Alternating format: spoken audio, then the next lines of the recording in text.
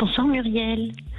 Bonsoir et bienvenue sur Sud Radio. Comment allez-vous? Je vous remercie beaucoup et je suis ravie de passer dans votre émission. Alors, ravie de vous accueillir aussi. Comment je vais? Je vais bien. Simplement, j'ai un problème parce que je suis seule maintenant depuis 15 ans. Voilà, c'est long, Oui. Sauf si c'est voulu. Ben voilà, en fait, c'est ça mon problème. Je me dis, est-ce que c'est ce que je veux vraiment, ou est-ce que j'ai tellement de défense mise autour de moi que plus personne ne m'approche, quoi. Je sais pas, je sais pas le dire. Oui. Lou, expliquez-moi un peu le contexte, c'est-à-dire que qu'est-ce qui vous a poussé à être seule aujourd'hui?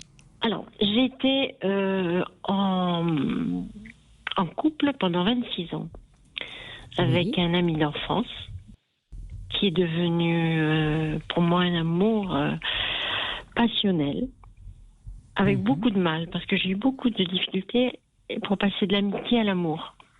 Mais il a insisté, il est revenu à la charge souvent et je suis tombée follement amoureuse de lui.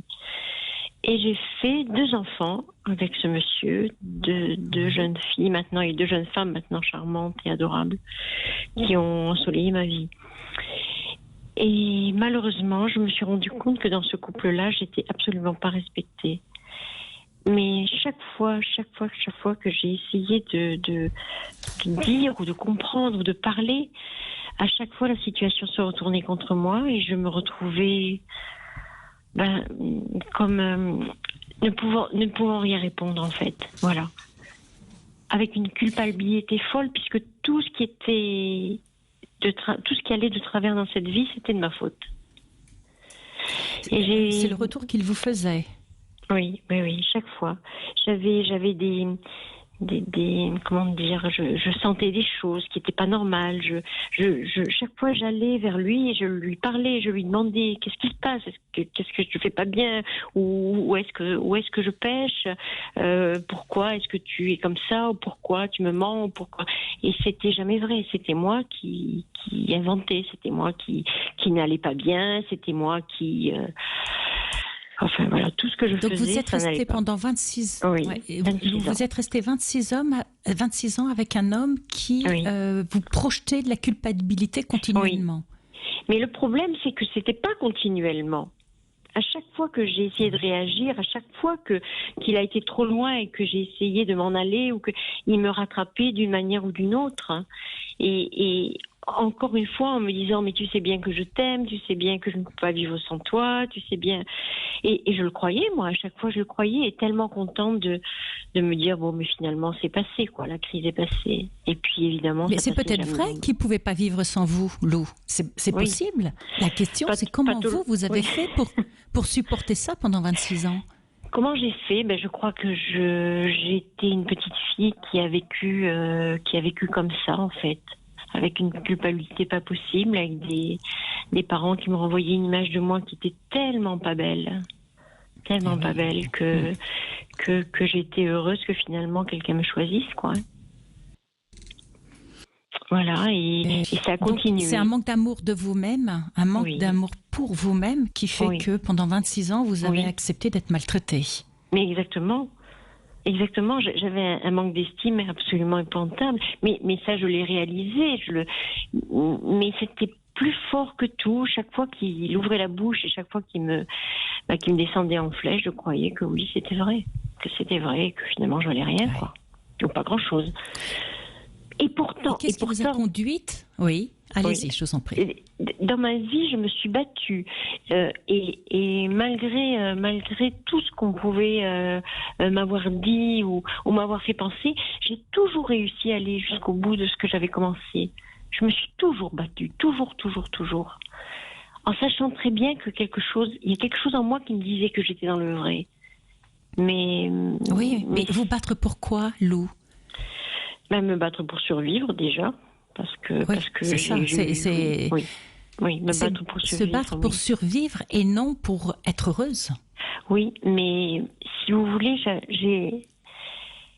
Dès mon enfance, je n'étais pas heureuse. J'étais triste. Je sentais toujours un double discours, quoi. Voilà. On me disait qu'on m'aimait, mais je sentais bien que je passais pas bien, que j'étais malvenue, et je leur en veux pas, hein. Je leur en veux pas parce qu'ils pouvaient pas faire autrement, certainement. Mais je sais que j'ai morflé, quoi. Hein. J'ai grandi avec une image de moi qui était, j'étais gros, j'étais moche, j'étais bête, j'avais tout ça, quoi. Si bien que j'ai fini par faire une anorexie. J'en suis sortie, je me suis battue. Je me suis surtout battue parce que je voulais des enfants et que je savais très bien que si je continuais comme ça, jamais je pourrais avoir d'enfants. J'avais un rêve de famille. C'est peut-être pour ça que je suis restée pendant 26 ans aussi. J'avais tellement l'impression que j'y arriverais, que je ferais cette famille. Vous y êtes arrivée d'une certaine façon. Vous avez deux filles, oui. Deux filles que vous semblez vraiment beaucoup, beaucoup aimer. Mais concrètement, vous êtes passée d'un cadre familial maltraitant, verbalement, à un cadre de couple quelque part tout aussi maltraitant. Tout à fait. Mais comment dire ? Ma parole, en fait, n'a jamais été écoutée. Jamais. Quand je parlais, même petite fille, je disais les choses. Et à chaque fois, on me faisait taire. On me faisait taire en plus en me culpabilisant parce que j'étais pas gentille, parce que voilà, il y avait toujours ces mots-là qui revenaient. Et quand je sentais des choses, parce que toute petite, je sentais des choses qui n'étaient pas normales, etc. On m'a traitée de menteuse, on m'a mis en dehors de chez moi quand j'étais un peu plus vieille, parce que je disais les choses. Oui, mais est-ce que vous avez fini par croire que ce qu'on vous disait était vrai ? Oui, certainement. Et sinon, j'aurais pas supporté 26 ans cette vie-là. Eh oui. Et c'est pour ça que, justement, les gens autour de vous ont fini par plus vous laisser parler, parce que, au fond de vous, vous pensiez que ce qu'on vous projetait était vrai. Donc, vous l'avez fait vôtre, et à partir de là, vous ne pouvez plus convaincre les gens que c'est pas vrai, puisque vous le croyez vous-même. Bien sûr. Bien sûr, c'est pour ça que je me suis battue. C'est pour ça que j'essayais de prouver tout le temps, j'essayais de prouver que je valais quelque chose, que je valais quelqu'un. Il fallait que je travaille plus, toute petite, je travaillais, j'aidais à la maison, je faisais des choses absolument pas possibles pour qu'on m'aime un peu, pour que j'aie ma place. Et après, ça a continué dans ma vie de couple. Je ne savais pas comment faire pour être agréable, je sais pas, pour que tout se passe bien. Je travaillais la nuit, je dormais 4 heures le matin, j'étais au top pour aller chercher mes enfants à l'école, pour pouvoir faire leurs devoirs avec elles, puis je repartais le soir, parce que j'étais infirmière, je repartais le soir, en ayant tout réglé dans la maison, etc. Je les emmenais partout, je leur faisais faire plein d'activités, etc. J'essayais toujours d'être au top, mais c'est épuisant. Lou, est-ce que vous vous rendez compte à quel point vous ne vous respectiez pas à ce moment-là ? Mais bien sûr que oui, je me respecte. Parce que vous avez dû développer une capacité d'adaptation, une capacité de supporter tout ça, qui vous a conduite où concrètement ? Qu'est-ce qui a fait que ça a basculé ? Parce qu'il a été trop loin. Le jour où il m'a annoncé qu'il avait trouvé la femme de sa vie, ça a été le mot de trop. Que ça faisait 2 ans qu'il la connaissait, que finalement, j'avais qu'à faire comme si, parce qu'il faisait beaucoup de sport et il était président d'un club et il me disait, t'as qu'à faire comme si j'allais en tournoi 2 jours et puis 2 jours je vais avec elle, 2 jours je rentre à la maison. Enfin, c'était épouvantable. Oui, et là, c'était construit la vie idéale entre la femme et la maîtresse, quoi. Mais oui, et il aurait fallu que j'accepte ça. Comme j'ai accepté tellement de choses, mais pas à ce niveau-là, quoi. Hein. Parce que les maîtresses que j'ai... Vous savez, oui. C'est comme quelque part un enfant, si vous lui mettez pas des barrières et si à un moment donné, il sent pas que le cadre qui est mis est un cadre qui ne bougera pas, et bien, quelque part, je dirais, dans son comportement, c'était logique qu'il pousse, qu'il aille toujours plus loin, puisque vous étiez toujours en train de vous adapter à ce qu'il vous le demandait, aux attentes des gens autour de vous. Mais j'avais tellement peur qu'il m'aime plus. En fait, j'avais tout faux, quoi. J'avais tout faux. Et avec mes enfants, je crois que j'ai fait un peu ça aussi. Avoir du mal à mettre un cadre, parce que j'ai tellement peur qu'on m'aime plus. En fait, je me suis bien rendu compte que ça servait absolument à rien. Mais j'ai quand même mis, donc ça fait 15 ans que je suis seule. Après cette séparation, j'ai eu un accident gravissime puisque j'ai brûlé vive. Je me suis retrouvée... Et ça, vous n'avez pas vu de corrélation entre les deux? Mais si, mais bien sûr que si. Ah, c'est mais bien, si, vous êtes lucide, Lou. Si, je suis très lucide. Mais je suis très lucide, mais c'est justement pour ça que je comprends pas. Puisque je sais tout ça, puisque maintenant, ça y est, j'ai enfin fait le deuil, si on peut dire, puisque j'ai mis, je crois que j'ai mis 10 ans à ne plus penser à lui quand même. Hein. Oui. Ça me faisait 26 tellement ans mal. sûrement de jolis moments quand même, mais beaucoup de souffrance. Ça ne s'efface pas en 1 an, 2 ans de séparation. C'est impossible. Mais vous savez, ce qui m'a fait le plus mal, c'est de penser que cette autre femme-là, qui était la femme de sa vie, comment il a osé me dire ça d'ailleurs? Ah oui, comment c'est dur, a-t-il pu me dire ça? Qui était la femme de sa vie, allait, elle, réussir à... Voilà, elle devait être superbe, elle devait être, je sais pas, j'en sais rien. On dit que je suis une belle femme. Et il m'a toujours fait croire le contraire. J'ai 63 ans maintenant, je fais du sport, je suis souriante, je m'entretiens. Oui. Je prends soin de moi, malgré... Si on vous le dit, c'est que c'est une réalité, Lou. Si on vous le dit, c'est que c'est une réalité. Mais j'ai eu beaucoup de mal. Oui, mais j'ai eu beaucoup de mal à le croire. Normal, si vous ne vous aimez pas, vous ne vous trouvez forcément pas jolie, pas intelligente, pas intéressante. Enfin, et comment voulez-vous que les gens soient attirés par vous si, au fond de vous, c'est un puits de négativité à votre encontre? Vous voyez ce que je veux dire? C'est que nous rayonnons cette énergie. Mais je crois que ça a changé quand même. J'ai pris conscience de tout ça. Et je me suis bien rendu compte que j'étais capable, que je pouvais être jolie, que je pouvais plaire, etc. Puisque j'ai eu des approches, etc. Mais moi, je n'y arrive pas. Je n'y arrive pas. Alors, qu'est-ce que vous n'arrivez pas? Alors, comment dire? Ça me paraît une montagne à gravir de rencontrer quelqu'un. Je veux dire que quand on connaît quelqu'un depuis très longtemps, par exemple, moi, c'était un ami d'enfance, donc je découvrais un homme, certes, que j'avais connu un jeune homme, un enfant, etc. Mais j'avais déjà des bases. Là, on rencontre quelqu'un qu'on ne connaît pas, et j'ai tellement peur des mensonges. Tellement peur des mensonges. Parce que j'ai fait des rencontres après, et ça a été... Ça a été j'ai pas été très loin dans des désillusions. Oh oui, oui. Et puis des gens qui, au bout de 3 jours, ils vous disent qu'ils nous aiment. Au bout de 3 jours, ils veulent vivre avec vous. Et puis 2 semaines après, on n'a plus rien, on n'entend plus rien. Ils ont disparu de la circulation. Moi, je suis incapable de supporter ça. Parce qu'en plus, ça me remet chaque fois dans le fait, mais qu'est-ce que j'ai fait? Qu'est-ce que j'ai dit? Même si je me bats contre ça, il y a chaque fois un petit truc qui revient me voir en me disant ah non, t'as pas été à la hauteur encore une fois. En fait, c'est ça le grand problème. J'ai jamais été à la hauteur dans ma tête avant. Lou, vous savez, je pense que finalement, vous êtes prête à y aller dans une nouvelle histoire, à condition que vous ayez déjà des repères. Voilà, parce que vous avez besoin, pour vous rassurer, de repères. Sauf que là, vous avez tourné une grande page de votre vie. Je pense que vous avez beaucoup travaillé sur vous. Vous avez beaucoup compris plein de choses. Je ne sais pas en termes de confiance en soi, d'estime de soi, où vous en êtes, mais incontestablement plus haut que là où vous en étiez quand vous avez quitté votre mari il y a 15 ans. Mais donc vous êtes aujourd'hui confronté à l'inconnu. Le vrai inconnu, c'est celui où tout est possible et où en même temps, vous allez rencontrer tout et n'importe quoi. Pour l'instant, j'ai rencontré n'importe quoi. Oui, mais le tout existe aussi, Lou. Le tout existe. J'en suis persuadée. La question est de savoir d'abord quel type d'homme vous recherchez. Est-ce que vous savez au moins ce que vous ne voulez plus? Est-ce que dans votre tête, c'est clair ça? Ah oui, je sais. Je suis toujours attirée par ce genre d'homme, en fait, parce que je me suis rendu compte qu'après ma séparation, j'étais attirée par des grands messieurs charmants qui présentaient très bien, beaux parleurs, etc. Mais là, tout de suite, il y a mes petites antennes, elles s'allument, elles bougent et je m'en vais.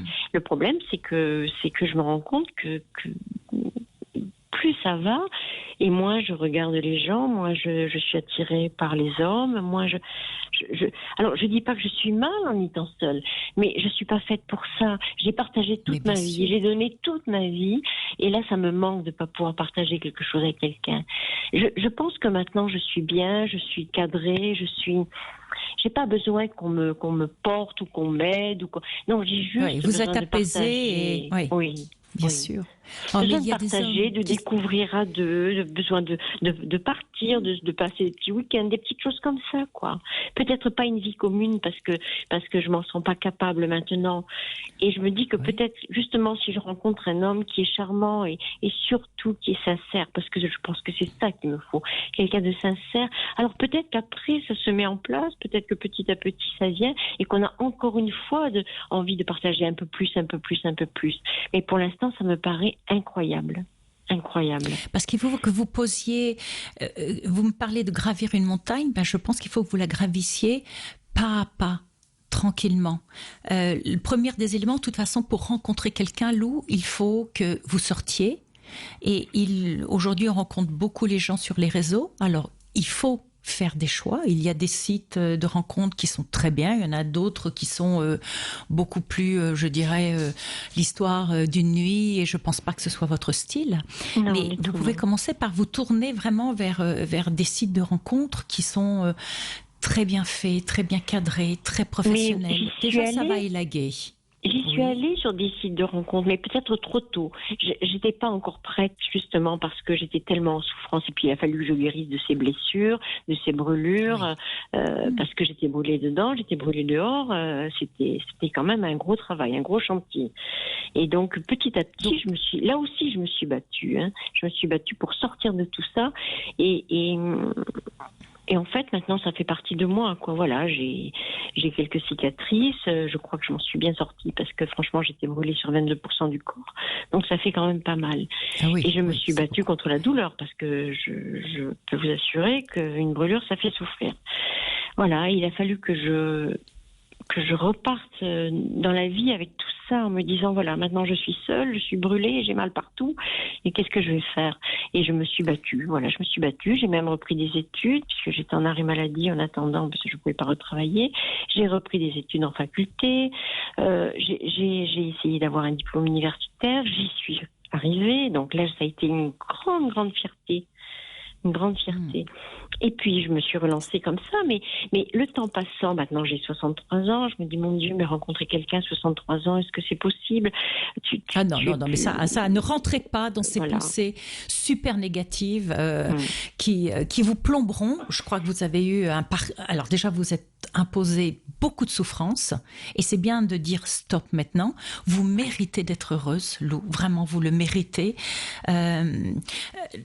Ce qui est important, vous me dites vous faites du sport, donc vous sortez, vous rencontrez des gens. Non, je marche beaucoup, mais je marche dans les bois, je marche. Mais c'est là où il faut que vous fassiez. Vous savez, pour rencontrer quelqu'un et de sentir tout de suite si la personne est honnête, si elle vous laissera le temps, s'il y a quelque chose qui se passe entre vous, vous laissez le temps. Pas à pas, d'être apprivoisé, parce que c'est un peu ça, et en même temps vous d'observer l'autre et de voir. C'est drôle ce que vous me dites parce que c'est exactement ça. J'ai besoin d'être apprivoisée, c'est ce que je pense.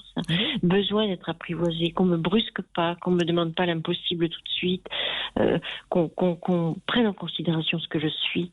Parce que j'ai toujours pris en considération ce qu'étaient les autres, mais moi, on a rarement pris en considération ce que je voulais ou ce que j'étais. Eh ben oui, mais Lou, il faut le poser, il faut le dire. Lorsque vous démarrez la prochaine histoire qui vous semble peut-être possiblement sérieuse, il faut que vous posiez ce dont vous avez besoin. Pour que l'autre ait un cadre, encore une fois, et que dans ce cadre, il puisse vous offrir ce qu'il vous faudra pour vous reconstruire déjà en tant que femme et en tant que compagne d'un homme, et en même temps vous permettre d'observer l'autre et de sentir si oui, effectivement, il correspond à ce que vous attendez, il a l'ouverture, la patience, la tendresse que vous attendez, s'il est positif pour vous. Et ça, il faut le poser, Lou. N'attendez pas que la personne, finalement, elle sait pas trop, donc elle va déverser ce qu'elle est, tout ce qu'il y a de positif et tout ce qu'il y a de négatif. Si vous laissez le champ libre, après, vous pouvez pas reprocher à la personne d'aller trop vite, d'être trop entreprenante ou trop distante. Enfin, vous voyez ce que je veux dire. Je crois que je laisse même plus le champ libre à quoi que ce soit. Si vous voulez, j'ai rencontré des gens, mais très vite, moi je me suis dit, c'est pas pour moi, ça va pas. Et justement sur Internet. Et une fois, je me suis fait mais incendier parce que il était venu de loin alors que je l'avais averti en lui disant mais tu sais, une rencontre quand on est loin comme ça, c'est très délicat parce qu'on peut pas boire un café ensemble de temps en temps, on peut pas se connaître un peu. Donc si tu viens et que ça se passe mal, mais c'est pas grave, etc. Mais tu parles, c'est pas grave. Ah là là là là, quand j'ai eu le malheur de lui dire que ben non, ça le ferait pas du tout parce que bon, il me plaisait absolument pas. Il parlait que de lui et je me suis dit ça y est, ça recommence quoi. Et il parlait que de lui, il y avait que lui, c'était lui, lui. Ouais. Et donc immédiatement, j'ai dit non. Mais il m'a incendié. J'ai eu des messages et il a fallu que je bloque mon téléphone. Mais je me suis dit mais c'est pas possible quoi. Il y a des fous partout. Moi j'ai peur de ça quoi. Je vois des réactions. Mais vous avez raison. Bien sûr. Il y a des fous partout et on vit dans une société folle où on veut tout de suite, où il y a une espèce de frénésie incroyable, eh bien, si vous laissez happer dans ce tourbillon, qui de toute évidence n'est pas pour vous, vous allez en souffrir. Lou, moi je vous recommande vivement puisque vous aimez marcher, inscrivez-vous dans un club de marche à côté de chez vous. Allez marcher avec des gens. Marcher, c'est parler. Parce que vous dites à la fois, je comprends pas, est-ce que je suis trop renfermée, est-ce que je vais arriver à trouver le nouvel amour? Vous le trouverez, mais si vous sortez de votre coquille. C'est ça, il faut que je sorte. Sortez de votre coquille avec des choses concrètes, des actions que vous posez à travers des activités que vous aimez. Oui. Oui, je crois que c'est ce que je vais faire d'ailleurs. J'y pensais, mais bon. Eh bien, voilà. Écoutez, sautez le pas. Sautez le pas, Lou. Je vous souhaite une belle continuation. Je vous embrasse très fort et n'hésitez pas à me le rappeler.